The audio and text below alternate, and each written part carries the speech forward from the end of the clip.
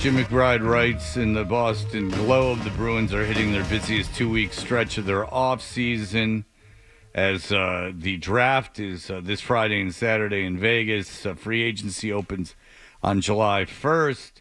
Trades are already coming hot and heavy. There's a couple goaltenders that were moved, and there's rumors about Linus Ullmark and where he would go and how in-depth these talks are. Jim McBride covers the Bruins for the Boston Globe, and he joins us on the Volkswagen Dealers Expert Hotline. You say something in your article that is in the Boston Globe that I find interesting. Let's start there. One thing I find it. I'm just kidding. But this, I like this. In Sweeney's perfect world, he would keep his elite tandem of Linus Ullmark and Jeremy Swayman between the pipes for another campaign, as well as keeping DeBrusk in the fold. I don't doubt that he wouldn't mind having DeBrusk. However, the financials may not make that feasible. Do you really believe that if Sweeney had his druthers that he would keep this tandem? Well, that's the message he sent to us at the end of the season. Now, I don't think probably in his heart of hearts he'd love to keep that because he knows those two give them a chance to win every night. But just just common sense says you can't do it. You just can't tie up $13 to $15 million in one position where only one guy gets to play at night. So I think deep down, sure, he'd love to, but that would, if that scenario plays out, it means that Jeremy Swayman probably goes to arbitration again, and I don't think either side wants that again. Because if he signs a deal, 8 to 10 million, and then you have Linus on the hook for 5, that's just prohibitive. You just can't do it. So realistically, it just can't happen. But in a fantasy world, yeah, I think he'd love to have both those guys because they're both elite, and you don't normally get a tandem where you can count on both guys every single night in this league. Yeah, that's regular season stuff, though. You need to win the playoffs. Did you? I've asked other people around the team their opinion on this. I know Swayman and Ullmark are really good friends, and I know that they probably will be forever. But do you think if Ullmark stayed around next season, that would be disappointing to Swayman because Swayman, being a competitor, wants to be the goaltender for this team? Yeah, professionally, definitely. I don't think he would ever admit it to anyone outside maybe his inner circle that he was disappointed in that. But talking to us, he would say, I'd always envision a scenario where him and Linus were together because they are so tight. But yeah, I think psychologically and professionally, yeah, you want to be that guy. And he's 25 and this is his time. So I think if Linus stays, then he's going to have that thought in the back of his mind that maybe they don't think I'm the number one, which, he clearly is, which isn't an easy thing to say when you're competing against a guy who won the Vezina last year. A lot of internet rumors over the weekend, Jim. I don't know if you were following them yesterday about how Linus Ullmark theoretically has dropped his no movement clause. He would accept a trade for Ottawa, and he wants 5 years and $35 million, and the two sides are apparently close. Do you know anything about this?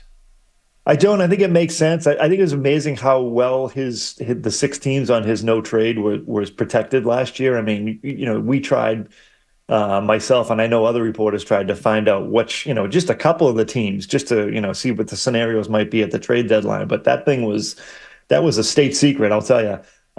So, we all thought that maybe he didn't want to go to the West Coast, and we asked him about that last year, and he said, I wouldn't say just West Coast teams because you can't predict who's going to be good and who's going to be bad. I think more in his head was a team that was going to be, competitive, which seems to go against these rumors because I don't think the Senators are going to be competitive for a while.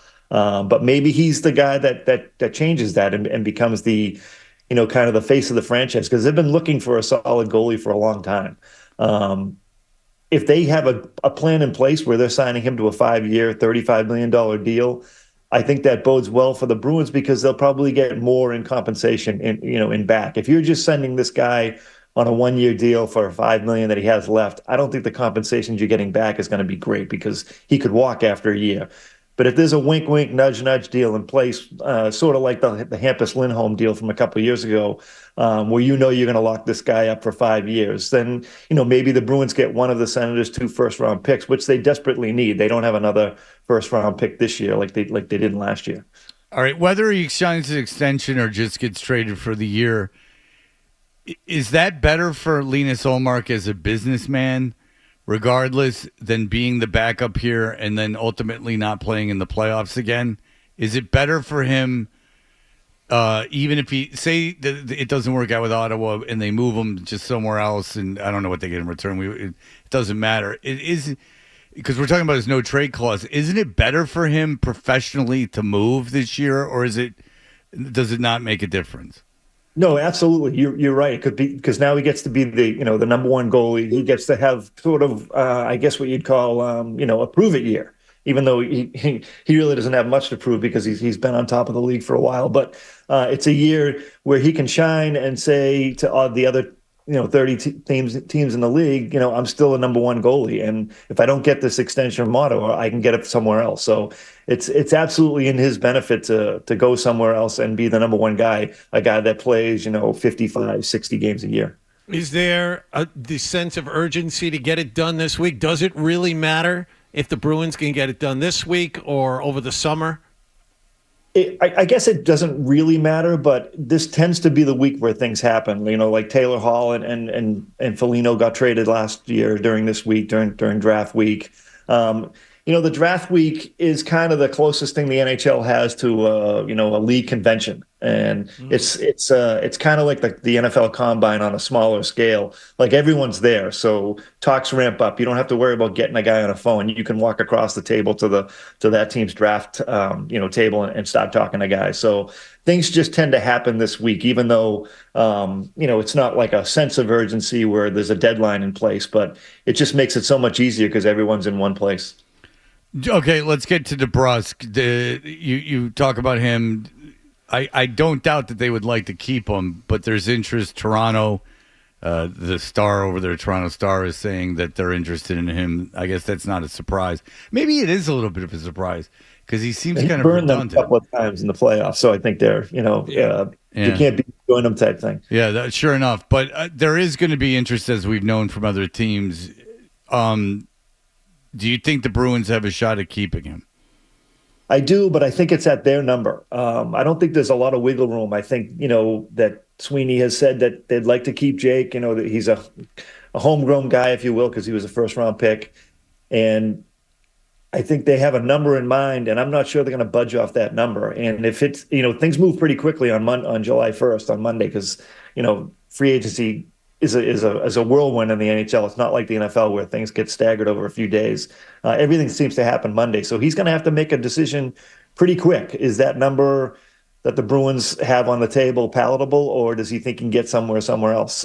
So him and his agent are going to be really busy on Monday, and it'll be interesting. But I don't think the Bruins have much wiggle room. I think they've told Jake, here's the number, whatever it may be. Take it or leave it. Yeah, and you think his injuries were a part of the reason why he wasn't as effective at the end of the year? Yeah, I do. I think the injuries, and I think it was also that he's kind of admitted this, that the contract situation played a lot in his head. He thought about his future, where he was going to be, and I think he let that kind of creep into his game a lot. And I think his hand was healed by the time the postseason came, and I think those contract thoughts were kind of alleviated once the playoffs came, because it was like, well, now I don't have much time to think. This is it. This is my time to prove. And he was a much better player in the playoffs.